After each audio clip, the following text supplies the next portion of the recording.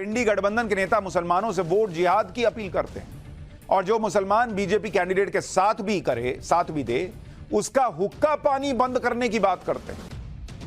आप सोचिए, जो लोग ये नैरेटिव बना रहे हैं कि लोकतंत्र बचाने की लड़ाई है, ये कौन सा लोकतंत्र है बॉस? कि आपके लोग खड़े होकर कहें कि जो मुसलमान बीजेपी को वोट देगा उसका हुक्का पानी बंद कर देंगे? वोट जिहाद करो। आप सुनिए, फर्रुखाबाद में कांग्रेस नेता सलमान खुर्शीद की भतीजी और समाजवादी पार्टी के नेता मारिया आलम खान ने क्या कहा। फिर आपको बताऊंगा कि 2 चरणों के मतदान के बाद बीजेपी कितनी सीटें जीत रही है। बहुत अकलमंदी के साथ, बहुत जज्बाती ना होके, बहुत खामोशी के साथ एक साथ होके वोटों का जिहाद करो, क्योंकि हम सिर्फ वोटों का जिहाद कर सकते हैं और इस संगी सरकार को भगाने का काम कर सकते हैं।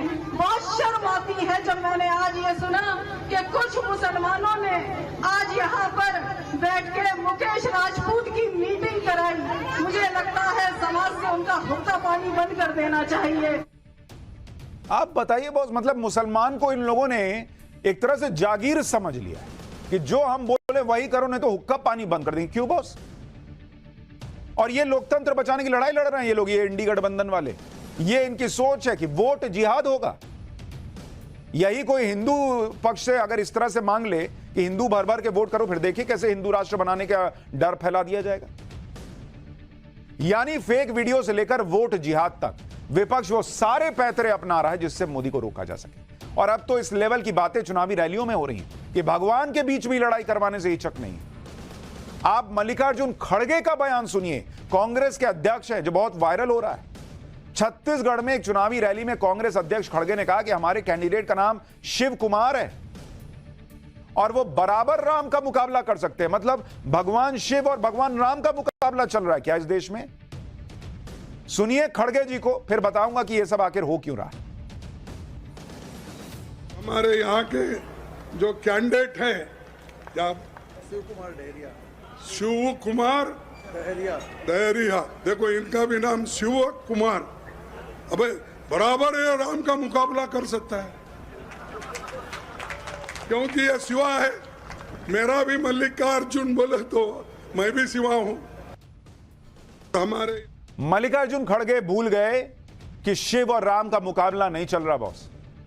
शिव और राम, इनको मानने वाले एक साथ रह सकें और उनके साथ अलग व्यवहार ना हो, इस देश के अंदर इसकी लड़ाई चल रही है कि किसी एक को विशेष सहूलियतें ना मिले।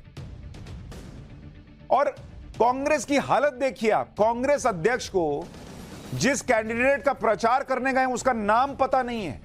मंच पे पूछ रहे हैं कि हाँ तो वो अपना नाम बता रहा कि मेरा नाम ये है। ये तो इन लोगों का हाल है बॉस, अपने कैंडिडेट का नाम नहीं पता है, इस तरह की तैयारी से जाते हैं और कह रहे हैं कि हम नरेंद्र मोदी को हराएंगे।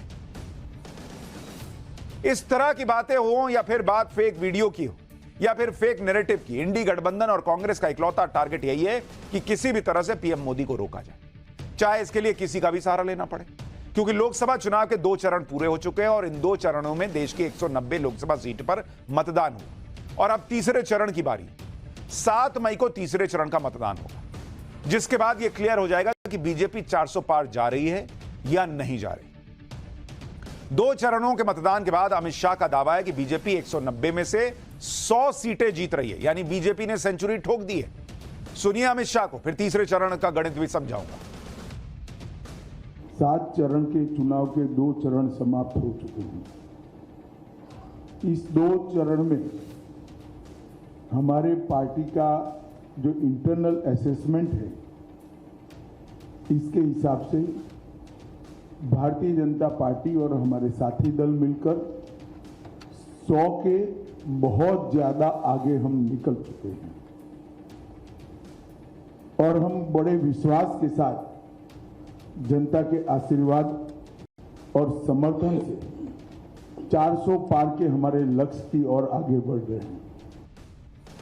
यानी अमित शाह दावा ठोक रहे हैं कि बीजेपी प्लस 100+ के पार चल रही है 190 सीटों में। अब ये उनका दावा है, इंडिया अलायंस अलग दावा कर रहा है। लेकिन सवाल यह है कि ये तीसरा फेज बीजेपी के लिए इतना इंपॉर्टेंट क्यों है अगर उसे 400 छूना है। देखिए, इन झूठे वीडियो से नरेंद्र मोदी के खिलाफ माहौल इसलिए भी बनाया जा रहा है क्योंकि लोकसभा चुनाव का तीसरा चरण अब सामने है और तीसरा चरण ऐसा चरण है जिसमें बीजेपी के मजबूत गढ़ वाली सीटें, और इस चरण में बीजेपी ने बाजी मार ली तो फिर 400 पार का नारा सच भी हो सकता है, क्योंकि तीसरे चरण में जहां जहां वोटिंग होनी है उसे अगर आप देखेंगे, इसमें गुजरात की सभी 26 की 26 सीटें हैं और गुजरात 2 बार से नरेंद्र मोदी को 26 की 26 सीटें दे रहा है। इसमें गोवा की दोनों सीटें, दादरा नगर हवेली की सीट है, दमन दीव की सीट पर भी वोटिंग होनी है। इसके अलावा कर्नाटक की 14 सीटें हैं, महाराष्ट्र की 11 सीट है, यूपी की 10 सीटें हैं, एमपी की 8 सीट, छत्तीसगढ़ की 7, बिहार की 5, बंगाल की 4 और असम की 3 सीटें शामिल हैं। अब तीसरे चरण में 7 मई को वोटिंग होनी है, 95 सीट्स, और इन 95 सीटों में बीजेपी का परफॉर्मेंस पिछले 3 चुनाव में बेहतर से बेहतर हो गया। और अगर आप वो परफॉर्मेंस देखेंगे आपको समझ में आ जाएगा कि क्यों बीजेपी के लिए ये हाई स्कोरिंग फेज है। बीजेपी अगर यहां परफॉर्मेंस बेटर कर ली थर्ड फेज में तो उसके लिए रास्ता खुल जाएगा 400 तक पहुंचने का। क्यों कह रहा हूं ये देखिए, अगर आप देखेंगे 2009 ये 95 सीट जो है तीसरे चरण में थर्ड फेज में, 2009, 2014 और 2019 ये 3 फेज आपको बता रहा हूं जिसमें बीजेपी ने कितनी सीटें जीती। 2009 में बीजेपी ने इन 95 में से 47 सीट जीती थी, 47 सीट जीती। 2009 का बता रहा हूं। जब नरेंद्र मोदी का चेहरा रखा गया तो बीजेपी की सीधे 20 सीट बढ़ गई और बीजेपी ने 67 सीट जीती। 2019 में 5 साल की एंटी इनकम्बेंसी के बावजूद बीजेपी की सीटें बढ़ गई और बीजेपी 72 सीट जीत गई। यानी 95 में से बीजेपी 72 सीट पर पहुंच गई और कहां वो 47 पर होती थी। यानी बीजेपी का स्ट्राइक रेट अगर आप देखिएगा, एसआर जिसको कहते हैं क्रिकेट में, स्ट्राइक रेट 76% का है बॉस, 76%। यानी जैसे आप एग्जाम में नहीं कहते हैं कि मैथ्स का पेपर में अगर अच्छा स्कोर कर लिया तो फाइनल स्कोर बेहतर करना आसान होता है, क्योंकि मैथ्स में स्कोर करना आसान है। उसी तरह से बीजेपी के लिए समझिए कि यह थर्ड फेज उनके लिए बड़ा इंपॉर्टेंट है। अगर आप इन 95 सीटों पर बीजेपी के साथ दूसरी पार्टियों का रिजल्ट देखेंगे तो जहां बीजेपी 72 सीट जीती 95 में से, कांग्रेस जीती मात्र 4 और अन्य के खाते में गई 19 सीटें। तीसरे चरण में बीजेपी की मजबूती का अंदाजा इस चरण की सीटों पर बीजेपी के वोट शेयर से भी लगाया जा सकता है। 2019 के चुनाव में इन 95 सीटों पर बीजेपी और कांग्रेस का अगर आप वोट शेयर देखिएगा, 40% से ज्यादा वोट शेयर वाली सीटें बीजेपी ने 78 जीती थी। 78 सीटें ऐसी थी जहां पर बीजेपी को 40% से ज्यादा वोट शेयर मिला। जीती नहीं थी, इनमें से कुछ हार भी गए, लेकिन वहां वोट शेयर उनका 40% से था। और कांग्रेस की 17 सीटें, यानी 78 के करीब सीटें ऐसी हैं जहां पर बीजेपी को 40% से ज्यादा वोट मिला, जबकि सिर्फ 17 सीटें ऐसी हैं जहां पर कांग्रेस को 40% से ज्यादा वोट मिला। तो आप देख रहे हैं मार्जिन कितना है, 40%। वहां से बीजेपी को खींचना इस चरण में बड़ा मुश्किल होगा। तीसरे चरण में बीजेपी की मजबूती का एक फैक्टर यह भी है कि 95 में से कई सीटें ऐसी हैं जो 1-2 बार से नहीं बल्कि 3-3 बार से बीजेपी जीत रही। जैसे अगर आप देखिएगा ये जो 95 सीट की बात कर रहा हूं, इसमें थर्ड फेज 95 सीट, इसमें अगर आप कैलकुलेशन देखिएगा, बीजेपी 3 बार से जीती, 3 बार से जीत रही सीटें कितनी हैं? 42। मतलब 95 में से 42 सीट तो ऐसी है जो बीजेपी 2009 में भी जीती, 14 में भी जीती और 19 में भी जीती। कांग्रेस की सिर्फ 1 सीट ऐसी है।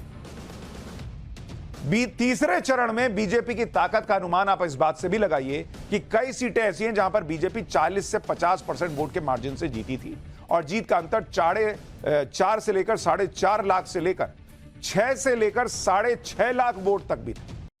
जैसे गुजरात की नवसारी सीट, यहां जीत का अंतर 6,90,000 का था और जीत का मार्जिन 53%। यहां CR पाटिल जीते थे जो गुजरात बीजेपी के अध्यक्ष थे।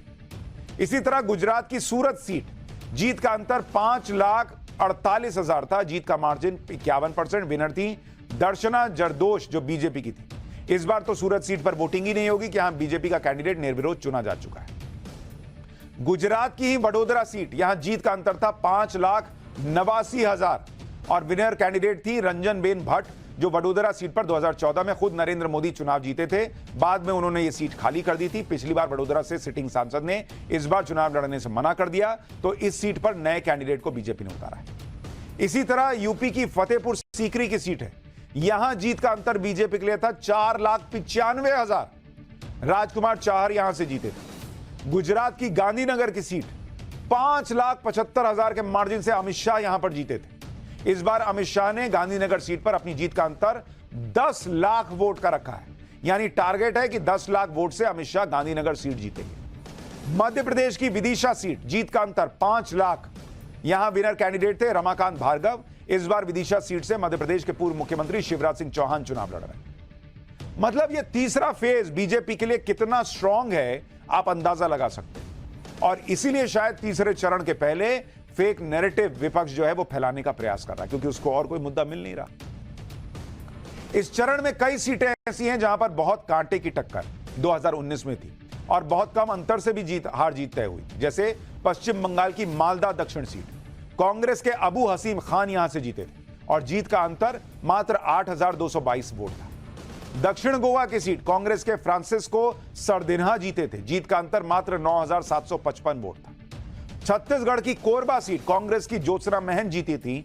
जीत का अंतर था 26,249 वोट। यूपी की बदायूं सीट, बीजेपी की संगमित्रा मौर्य जीती थी। जीत का अंतर 18,454 वोट। यूपी की फिरोजाबाद सीट, बीजेपी के चंद्रसेन जादौन जीते थे और जीत का अंतर 28,781 वोट।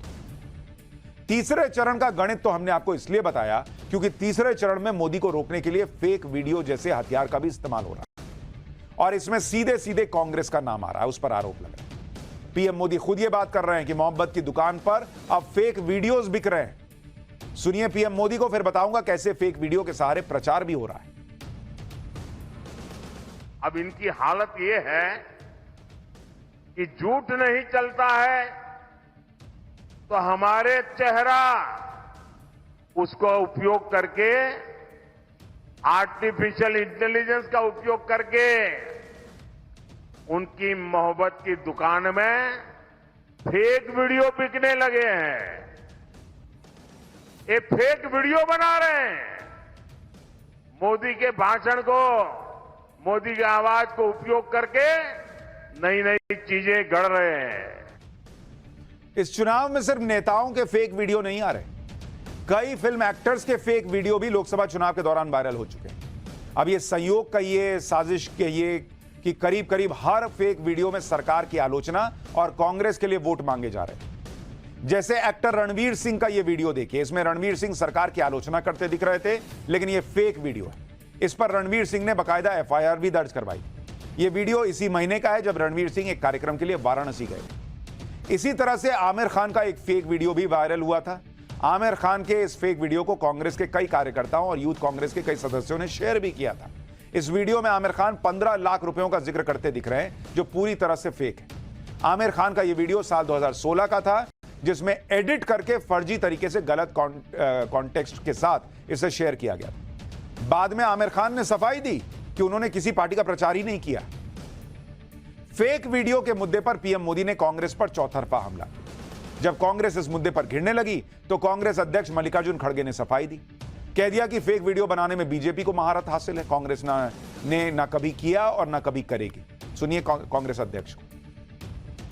वीडियोस बनाने का एक्सपर्टाइज उनके पास है, सोशल मीडिया से लोगों को बदनाम करने का उनके पास आइडियाज रहते हैं। जो भी लोगों को, इमेज को बर्बाद करने का काम वो लोग करते हैं। हम कभी किए नहीं, करने वाले नहीं। कमाल देखिए कि चीजें सबके सामने हैं, फिर भी कह रहे हैं कि हमने कभी किया नहीं। लेकिन आरक्षण को लेकर अमित शाह का फेक वीडियो बनाकर उसे फैलाने के पीछे क्या इरादा था, वो तो आप समझ चुके हो। पूरा जोर इस बात पर है कि किसी तरह से बीजेपी को 400 पार जाने से तीसरे चरण में ही रोक लिया जाए।